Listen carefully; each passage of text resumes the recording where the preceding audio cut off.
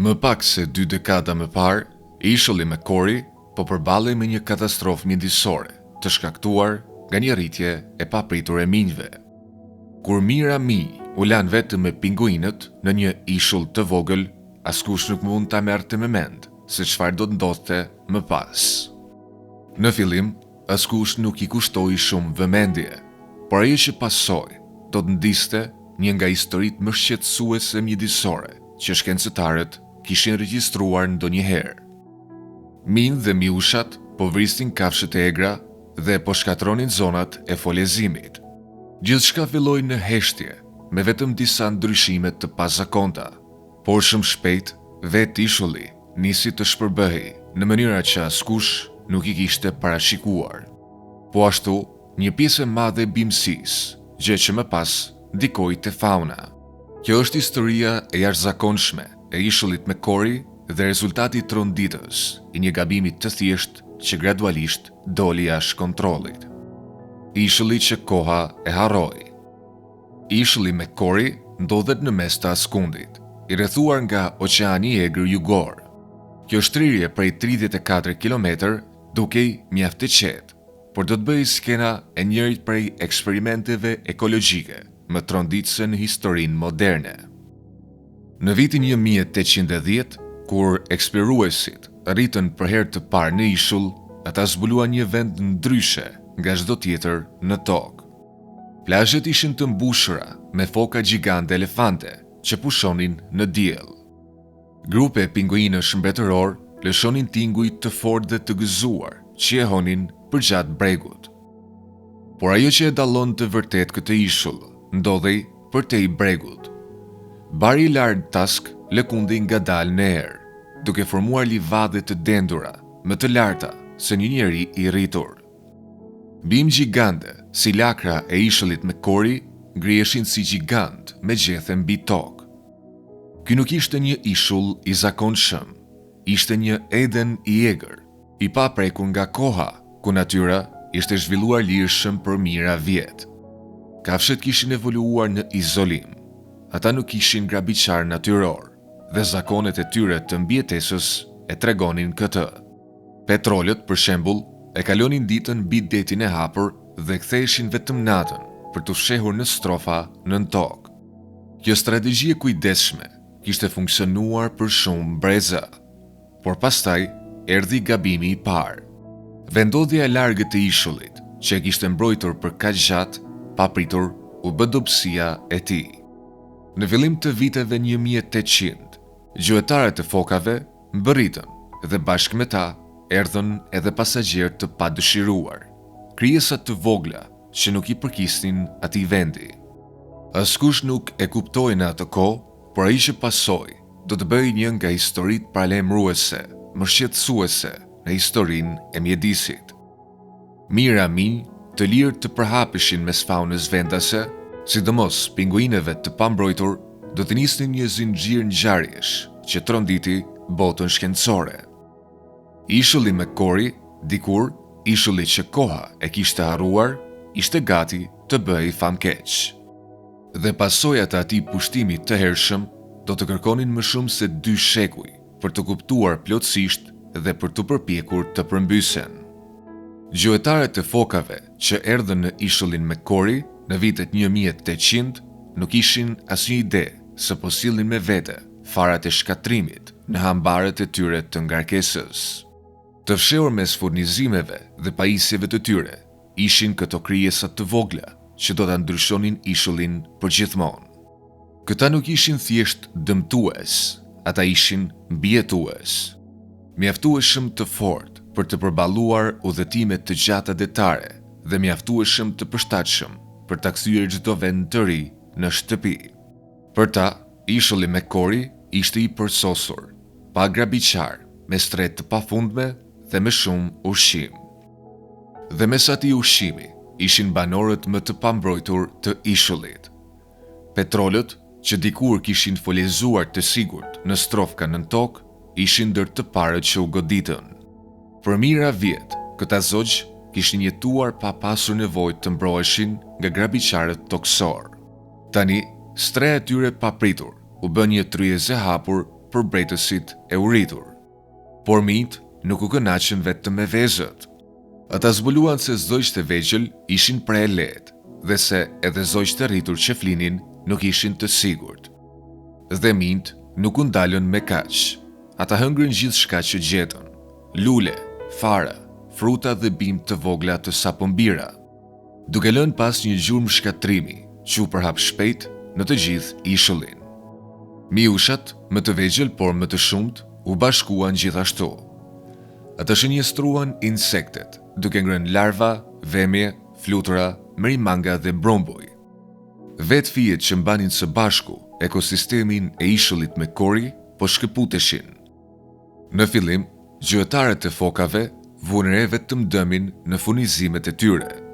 Mijt dhe miushat po futeshin kudo, po hanin rezervat e tyre dhe po ua vështirësonin jetën. Duhej bërë diçka. Dhe përgjigja duke e qartë në atë kohë. Kush mund të gjuajë më mirë mijt dhe miushat se sa macet? Ndoshta ishte planifikuar. Ndoshta macet erdhën rastësisht. Askush nuk e di me siguri. Por në fillim të viteve 1800, një gjë ishte e qartë. Macet tani ishin pjesë e ekuilibrit të brisht të ishullit me kori. Dhe me to, problemet e ishullit ishin gati të shtoheshin. Tani, ishulli ishte i mbushur me mira minj, me miusha të panumërt, me mace që endeshin lirshëm dhe me pinguin vendas. Të gjithë duke jetuar së bashku në një hapësirë të kufizuar. Ajo që pasoi do të rritej në një nga katastrofat ekologjike më tronditëse që shkencëtarët kishin parë ndonjëherë. Provë se lënia e minjve vetëm me pinguinët në një ishull të vogël mund të kthehet në diçka shumë më të madhe nga sa mund ta imagjinonte kushdo. Kur zgjidhjet bëhen probleme, macet supozohej se do të rregullonin gjithçka. Të silla për të gjuajtur mijt dhe miushat që po pushtonin ishullin me kori, macet supozohej të rikthenin ekuilibrin. Në fund të fundit, macet janë grabiqare të afta dhe brejtësit ishin specialiteti i tyre. Për një kohë të shkurtër, dukej se plani mund të funksiononte. Por në këtë ishull të izoluar, ku zogjt nuk kishin mësuar kurrë të kishin frikë nga grabiqarët toksor, macet gjetën shënjestra më të lehta. Në vend që të ndishin mijt, ato u përqendruan te zogjt detar të pambrojtur të ishullit. Zogjt që kishin folizuar të sigurt për mira vjet, papritur mbetën pa mbrojtje. Ata nuk dinin të largoheshin duke fluturuar, nuk dinin si të mbroheshin. Dhe macet nuk po gjuanin vetëm për të mbijetuar, ato gjuanin për argëtim. Macet nisën një masakër që ishulli nuk ishte përjetuar kurrë më parë. Ishte një kasaphan. Ato vrisin rreth 60.000 zogj detar çdo vit. Kjo është më shumë se 160 zogj çdo ditë. Speciet që kishin jetuar në ishull për mira vjet filluan të zhdukeshin një nga një. Shpendi hekurudh i ishullit me kori, një zog i vogël pa aftësi fluturimi që nuk mund të arratisej, u zhduk përgjithmonë. Edhe papagalli shumëngjyrësh i ishullit me kori u zhduk. Në total, më shumë se 10 lloje të ndryshme zogj detar u zhdukën plotësisht. Disa prej tyre, edhe para se shkencëtarët të kishin mundësi t'i studionin. Ndërkohë, mijt vazhdonin të shëmoheshin. Ndërsa macet gjuanin zogjt, mijt përhapeshin pa kontroll, plaçkitnin folet, hanin bimët dhe i shmangeshin çdo përpjekje për t'i ndalur. Vetë plani që ishte menduar të zgjidhte problemin e kishte përkeqësuar atë. Pastaj erdhi një tjetër gabim me qëllim të mirë. Në vitin 1878, dikush propozoi atë që mendonte se ishte një zgjidhje tjetër e zgjuar. Duke ndjekur një traditë të vjetër, në ishull u lëshuan lepuj. Ideja ishte e thjeshtë. Nëse ndonjëherë marinarët pësonin mbytje anije pranë ishullit me kori, do të kishin lepuj për të gjuajtur dhe për të ngrënë. Por askush nuk mendoi se çfarë do të ndodhte kur lepujt të mbërrinin në një ishull të gjelbër, pa grabiqar natyror dhe me ushqim të pakufizuar. Ata u shëmuan me një shpejtësi të jashtëzakonshme. Deri në vitin 1968, më shumë se 100.000 lepuj endeshin në për ishull. Këta nuk ishin kafsh të padëmshme. Ata ishin barngrënës të pamërshirshëm, që hanin gjithçka që u dilte përpara.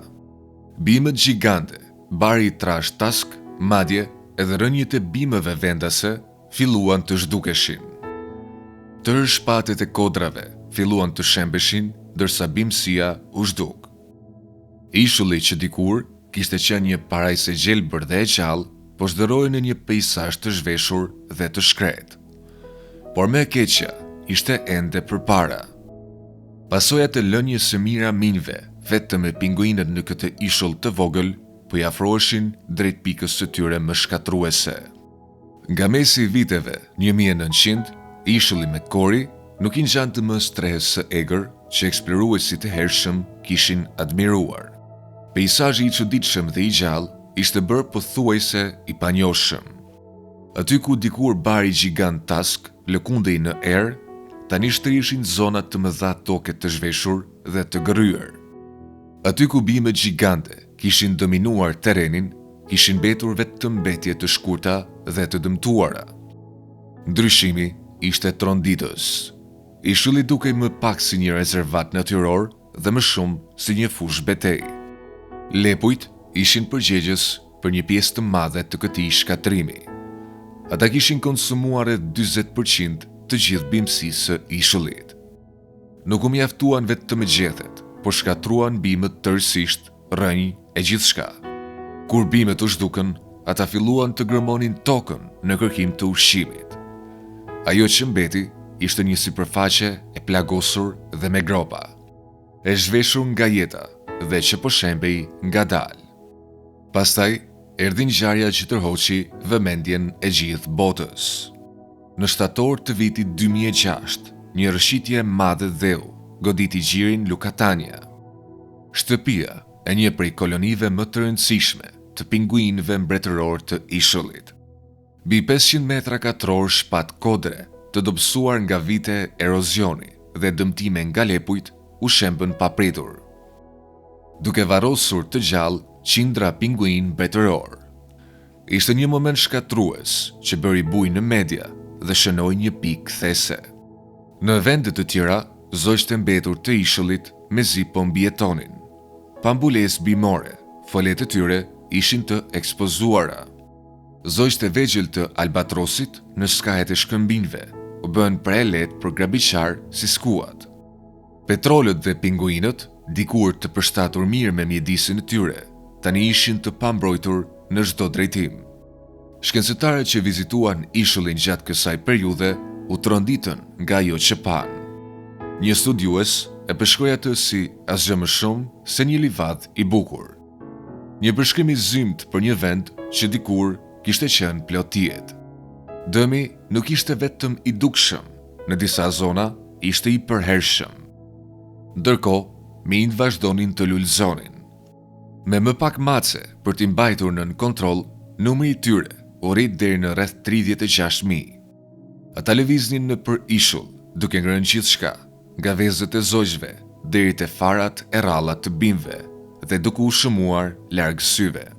Miushat ndoqën të njëjtën rrugë, me mbi 100.000 që i shtuan shkatrimit, duke gërryer gjithçka që kishte mbetur nga ekosistemi i brisht i ishullit.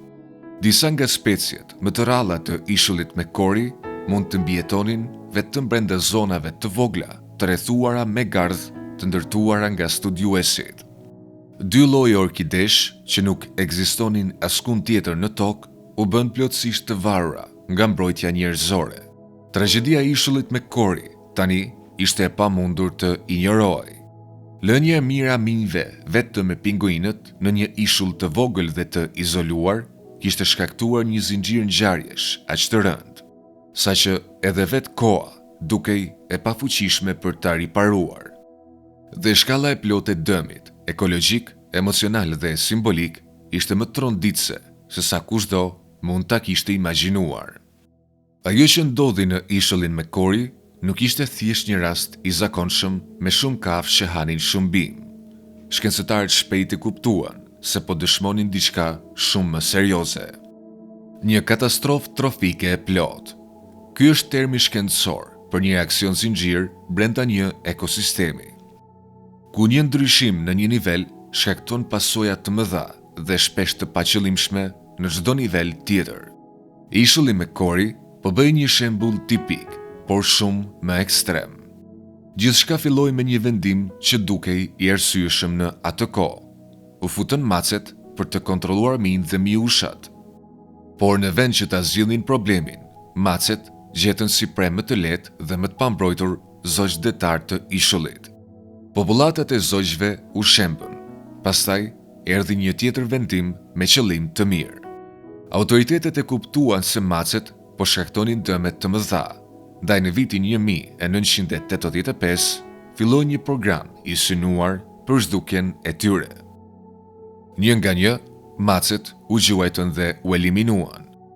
Deri në qershor të vitit 2000, numri përfundimtar arriti në 2479 mace të hequra. Për herë të parë, pas gati 2 shekujsh, ishulli ishte pa mace. Në fillim, dukej si sukses. Lloje zogj që nuk ishin parë prej dekadash, filluan të ktheheshin. Petrolet blu dhe gri, që ishin zhdukur nga ishulli kryesor, nisën të rishfaqeshin. Dukej si fitore, sikur speciet e humbura po ktheheshin në shtëpi. Por natyra nuk ishte mbaruar ende. Me grabiqarët kryesor të zhdukur, popullsia e lepujve shpërtheu për të çdo gjëje që ishulli kishte përjetuar më parë. Këtë herë nuk ishin mira, ishin më shumë se 300.000. Lepujt konsumuan gjithçka të gjelbër, nga barat vendase deri te bimët gjigante, derisa pothuajse asgjë nuk mbeti. Shpatet e kodrave filluan të shembeshin nën peshën e tyre. Rënjet dikur e mbanin tokën të lidhur, por pa bimësi që ta ankoronte, tërë shpatet nisën të rëshisnin drejt detit. Dëmi ishte aq i përhapur, sa që shkencëtarët nuk ishin nevojë të esin në përishull për ta parë. Duke krahasuar imazhe satelitore nga vitet 2000 dhe 2007, ata mund ta matnin shkatrimin nga hapësira. Zogj që po ktheheshin e gjetën veten në një gjendje edhe më të keqe se më parë. Nuk ishte më mace për t'i gjuajtur, por nuk ishte as vende të sigurta për të bërë fole. Lepujt kishin ngrënë bimësinë që albatrosët dhe pinguinët kishin nevojë për t'i mbrojtur të vegjëlit nga nxehtësia, shiu dhe grabiqar si skuat. Petrolet që përpiqeshin të hapnin strofulla gjetën vetëm tokë të lirshme dhe të gryer që nuk mbahej dot. Ajo që duhej të ishte një fillim i ri për jetën e egër të ishullit, po zhderoi në një tjetër katastrofë. Në këtë pikë, shkencëtarët u detyruan të pranonin një të vërtet të dhimbshme. Kjo nuk ishte thjesht një histori për mind, lepujt apo macet. Ishte rezultati i një reakcioni zinxhir të shkaktuar kur mijëra minj u lanë vetëm me pinguinët në një ishull të brisht dhe të pabergatitur, të ndjekur nga një zgjidhje e gabuar pas tjetrës. Dëmi kishte dalë jashtë kontrollit dhe masat e pjesshme nuk mjaftonin më. Nëse ishulli me Kori do të shpëtojë, hapi i radhës duhet të ishte i plot dhe pa kompromis. Plani i dëshpëruar. Deri në vitin 2007, shkencëtarët po përballeshin me një mangth. Ishulli me Kori, dikur një stre e lulëzuar për pinguinët, zogj detar dhe bime të ralla, ishte pranë kolapsit të plot. Disa ekspert paralajmëruan se pa ndërhyrje të menjëhershme, ishulli mund të mos rikuperohej kurrë. E ishte bërë ajo që ekologët e quajnë një rast ekologjik i pashpresë. Një vend aq i dëmtuar, sa që natyra nuk mund ta shëronte më veten. Qeveritë australiane dhe tasmaniane arritën në të njëjtin përfundim. Vetëm zgjidhja më ekstreme kishte shanse të funksiononte. Çdo kafshë pushtuese duhej të hiqej. Jo vetëm disa prej tyre, jo vetëm më të këqijat, por çdo minj, çdo mjush dhe çdo lepur. Ky do të bëjë projekti më ambicioz i zhdukjes së faunës pushtuese i tentuar ndonjëherë. Plani do të kushtonte mbi $24 milion dhe do të zgjaste me vite, duke përdorur metoda të shumta, nga karremat me helm te kontrolli biologjik dhe deri te qend e trajnuar posaçërisht. Faza e parë u përqendrua te lepujt, problemi më i madh dhe më i dukshëm. Shkencëtarët kishin provuar të përdornin një virus në vitin 1968, i cili e uli numrin e lepujve në rreth 20.000, por kjo nuk ishte e mjaftueshme.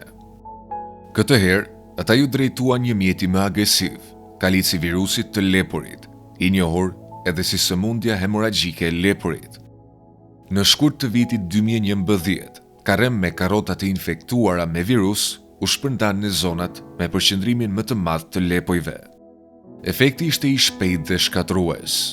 Sëmundja u përhap në për koloni me efikasitet brutal dhe brenda pak muajsh, popullsia e lepujve u shemb. Më pas, erdhi fushata ajrore. Helikopterët që transportonin 300 ton karrem me helm fluturonin përpara dhe mbrapa mbi hishull. Duke hedhur karrota jeshile të ndryshme, të projektuara për të vrarë si lepujt, ashtu edhe brejtësit. Koha duhej të ishte e saktë. Operacioni u zhvillua në dimër, ku shumica e zogjve detar ishin larg ishullit, për të ulur rrezikun e helmimit të specieve vendase. Por hedhja e helmit nuk mjaftonte. Mira kufoma kafshësh duhej të mblidheshin me dorë për të mbrojtur zogj pastrues nga helmimi dytësor.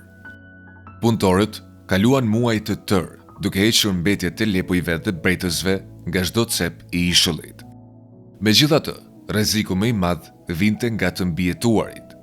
Edhe një mi ose një lepur i vetëm i fshehur në një shpellë ose i strukur në një shpat shkëmbor mund ta zhbënte gjithë përpjekjen. Vetëm disa individ mund ta rindërtonin popullsinë brenda pak vitesh.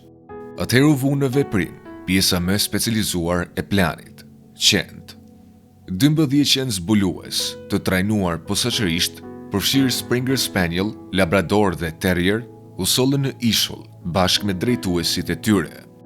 Këta nuk ishin qenë të zakonshëm. Ata ishin specialistë shumë të trajnuar, të aftë të dallonin erën e një miu të vetëm nga qindra metra larg. Ishte faza përfundimtare e operacionit.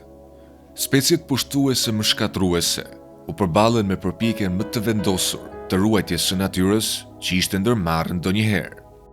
Pasojat e lënjes së mira minjve vetëm me pinguinët në një ishull të vetëm kishin shkaktuar një katastrofë. Tani më në fund, njerëzimi po përpiqej ta zhbënte dëmin. Qenë që mbërritën në ishullin McCory në vitin 2011 ishin gati të nisnin një nga misionet më të rëndësishme në historinë e ruajtjes së natyrës.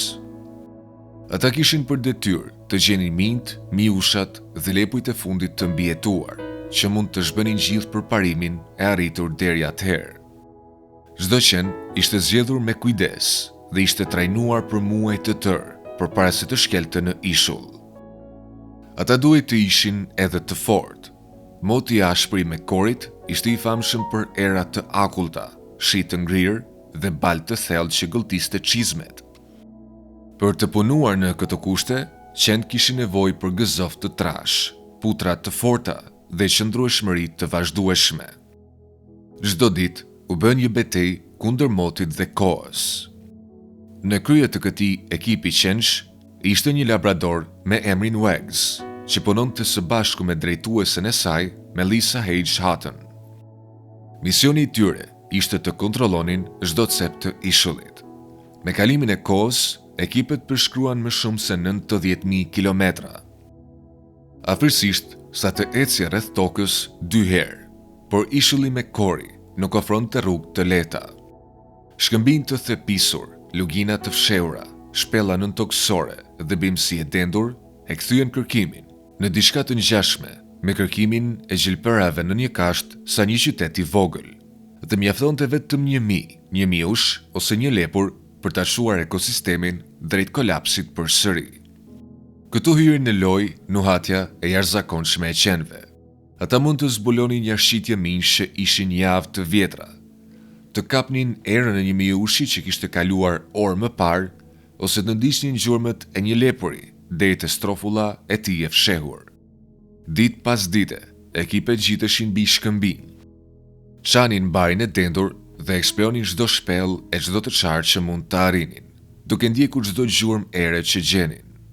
Zbulimi vendimtar erdhi në fund të vitit 2011, kur Wags bëri një gjetje që të mbahej mend në historinë e ruajtjes së natyrës. Thellë në një pjesë të largët të ishullit, ajo gjeti familjen e fundit të njohur të lepujve në ishullin McCory, një femër të rritur dhe të vezhjit e saj. Ky zbulim ishte njëkohësisht shpresdhënës dhe alarmues. Shpresdhënës sepse tregoi se qentë mund të gjenin edhe kafshët më të fshehura. Alarmuese sepse nëse kjo familje kishte mbijetuar pa u zbuluar për kaq gjatë, mund të kishte edhe të tjerë. Ishte një kujtesë se misioni ishte ende larg përfundimit. Kërkimi u intensifikua. U sollën më shumë qenë dhe ekipet punuan ditë e natë. Çdo zbulim i konfirmuar trajtohej si një sukses i madh. Çdo zonë e pastruar nga gjurmët e erës shënohej si e sigurt. Ngadalë, kërkimi po ngushtohej rreth të mbijetuarve të fundit. Deri në vitin 2013, qentë nuk ishin gjetur asnjë shenjë të minjve, miushave apo lepujve për muaj të tërë. Megjithatë, askush nuk ishte gati të shpallte fitoren. Ishulli kishte dhënë tashmë shumë mësime të hidhura. U sollën edhe 3 qenë të tjerë zbulues dhe kërkimet vazhduan. Rreziku i dështimit ishte shumë i madh për të pranuar, qoftë edhe dyshimin më të vogël. Gjithçka, helmet, viruset, quetitë e gjata dhe humbjet kishin çuar në këtë pikë. Katastrofa e shkaktuar nga lënia e mira minjve vetëm me pinguinët në një ishull të vogël e kishte shtyrë natyrën në kufinë e saj. Tani, më në fund, dukej se natyra mund të merrte një shans tjetër. Momenti së vërtetës. 8 prilli 2014 u bë një nga datat më të rëndësishme në historinë e ruajtjes së natyrës. Pas 7 vitesh përpjekje intensive për zhdukjen e faunës pushtuese që ishte kryer ndonjëherë, ishulli McCory u shpall zyrtarisht pa dëmtues. Për herë të parë pas më shumë se 2 shekujsh, në ishull nuk mbeti asnjë miush apo lepur. Kjo shpallje erdhi vetëm pas një periudhe të detyrueshme 2 vjeçare, pa asnjë shenjë të specieve pushtuese. Kjo nuk ishte një hamendësim apo një shpresë. Ajo bazoi në kërkimin më të plotë që ishte bërë ndonjëherë. Qentë kishin kontrolluar çdo vend të mundshëm fshehje dhe pajisje të ndjeshme monitorimi ishin vendosur në të gjithë ishullin. Por shpallja e suksesit ishte vetëm fillimi. Pyetja e vërtetë ishte nëse ishulli mund të rrimë këmbej nga 200 vjeç shkatrimi. Shkencëtarët nuk ishin të sigurt. Disa ekosisteme nuk kthehen kurrë në gjendjen e tyre fillestare, edhe pasi shkaku i shkatrimit hiqet. Pastaj, ndodhi diçka e papritur. Shenjat e para të rimëkëmbjes nuk erdhën nga shkencëtarët, por nga vetë toka. Bimë që kishin mbijetuar vetëm brenda zonave të rrethuara me gardh, filluan të mbinin natyrshëm në hapësirat të hapura. Fara të varrosura thellë në tokë, disa të fjetura prej dekadash, filluan të rriteshin përsëri. Ishte si të shikoje një tokë të thatë të ringjallej pas shiut. Melissa H. Hutton, drejtuesja e qenit që kishte gjetur lepujt e fundit, vendosi të qëndronte në ishull si shkencëtare për të vëzhguar ndryshimet. Ajo që dikur ishte përqeshur si një livadh i bukur, po kthehej sërish në diçka të egër dhe plot jetë. Barry Tusk filloi të rriti përsëri, duke arritur lartësi më të mëdha se njerëzit. Bimë gjigante që dikur e kishin përcaktuar ishullin, nisën të rimerrnin hapësirën e tyre. Brenda vetëm pak vitesh, disa zona dukeshin krejtësisht ndryshe nga toka e zhveshur që kishin qenë më parë. Rimëkëmbja nuk u kufizua vetëm tek bimët, zogjt u kthyen edhe më shpejt. Specie që kishin mbijetuar vetëm në numra shumë të vegjël kishin filluar të folezonin përsëri. Petrolet me kokë të bardhë që në vitin 2001 kishin qenë pranë zhdukjes, nisën të shtoheshin me shpejtësi. Petrolet blu dhe petrolet gri, që ishin zhdukur nga ishulli kryesor, u kthyen dhe filluan të formonin koloni të reja. Ky ishte më shumë se një rimëkëmbje, ishte një rikthim i ekosistemit. Kthimi i zogjve krijoi atë që shkencëtarët e quajnë një qark reagimi pozitiv. Sa më shumë zogj ktheheshin për të folezuar, aq më shumë sjellnin me vete diçka thelbësore, lëndë ushqyese. Jashitjet e tyre e pasuruan tokën, duke ndihmuar bimët të rriteshin më të forta dhe më shpejt, gjë që nga ana tjetër e bënte ishullin edhe më mikpritës për rikthimin e jetës. Bimët më të mëdha krijuan streh më të mirë për zogj që folezonin, gjë që tërhoqi edhe më shumë zogj në ishull. Ajo që kishte nisur si një nga katastrofat mjedisore më të rënda në botë, lënia e miraminëve vetëm me pinguinët në një ishull të vogël, më në fund po shbëhej. Por ishulli me Cory kishte ende një surprizë tjetër përpara. Zbulimet më të jashtëzakonshme ishin ende për të bërë. 10 vjet pasi ishulli me Cory u shpall pa dëmtues, shkencëtarët u kthyen për të matur përfundimet. Ajo që gjetën i tronditi të gjithë. Shkalla e rimëkëmbjes nuk ishte thjesht mbretëlëndse, ishte e pashembullt. Ajo që kishte filluar si një përpjekje e dëshpëruar për të korrigjuar një gabim të madh ekologjik, ishte kthyer në një simbol shprehse për ruajtjen e natyrës në mbar botën. Ishulli me Cory, dikur i përshkruar si asgjë më shumë se një livadë i bukur, është ndëruar në diçka që mund të jetë edhe më i pasur se sa të ishte parambëritjes së njerëzve. Bari Tusk tani rritet aq i lartë dhe i dendur sa studiuesit duhet të çajnë rrugë mes tij si eksplorues në një xhungël. Në atë mbulesë të gjelbër, tunelet e pinguinëve formojnë shtigje të gjarpëruara dhe të kryqëzuara në përbimësi, si rrugë të fsheta, të formuara nga banorët më këmbgulës të ishullit. Edhe bimët më të rralla janë kthyer në numra befasues. 2 specie të orkideve që dikur mbijetonin vetëm brenda zonave të vogla të rrethuara, tani gjenden në të gjithë ishullin. Bima e rrallë, Huperzia australiana, e cila ishte reduktuar në vetëm disa, tani po përhapet në vende të reja çdo vit. Shkencëtarët vlerësojnë se tani ka më shumë kafshë vendase që jetojnë në ishullin me Cory sesa në çdo moment të 150 viteve të fundit. Ndoshta rezultati më i papritur ka qenë shpejtësia e rimëkëmbjes. Ekspertët kishin parashikuar se ishullit do t'i duheshin 30 deri në 50 vite për t'u shëruar. Në vend të kësaj, ndryshime të mëdha u pan brenda vetëm pak vitesh. Disa popullata zojsh tani po rriten me rreth 10% në vit, një ritëm që është pothuajse i padëgjuar në punën e ruajtjes së natyrës. Suksesi i ishullit me Cory tashmë ka ndikuar projekte të ngjashme në mbar botën. Vende si Zelanda e Re po i përdorin këto metoda për të planifikuar përpjekje të mëdha zhdukje të specieve pushtuese në ishuj më të mëdhenj dhe më të banuar, përfshirë rajkuara Stewart Island. Ajo që ndodhi në një ishull të vogël tani po formson të ardhmen e ruajtjes së ishujve në të gjithë globin. Megjithatë, siguria e ishullit mbetet e brisht. Sot, ishulli me Cory mbrohet me masa biosigurie, pothuajse të nivelit ushtarak. Çdo anije duhet të kontrollohet përpara se të zbarkojë. Qenë të trajnuar posaçërisht kontrollojnë ngarkesat.